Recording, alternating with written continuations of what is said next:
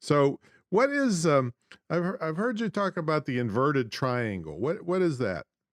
So basically, that's like trying to get the most important information out first. And so when we talked about the who, who, what, when, where, how, and why, you want to Yeah, we have didn't someone, actually talk about that yet. So right? I do want to talk about that because that's pretty much the basics for a long time of this whole thing, right? It is. And so basically, you want someone to look at your headline and your opening sentence and easily understand what it is you're announcing, who it's from, and why it's important. And, you don't want to, sometimes they call it bury the lead. You don't want to have the most important element in your press release coming later because it's quite likely that they'll never get to it because the job of the headline is to get you to read to the next sentence. The first sentence's job is to get you to progress further down the page.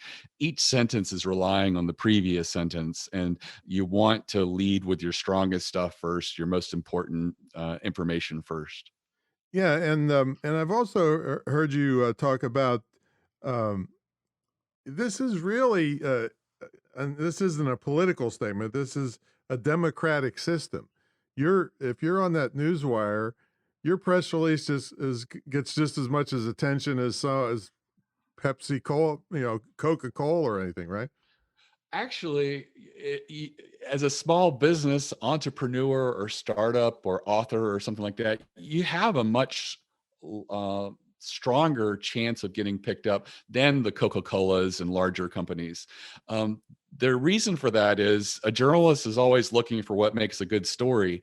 Having a big multi-billion dollar company announcing a new flavor of water is not that newsworthy, and they know they have the money to just advertise in the newspaper, Mhm. so they're not really looking to give them a free mention or a free article in their newspaper. But if acting as a curator of content for their readers, they're much more likely to take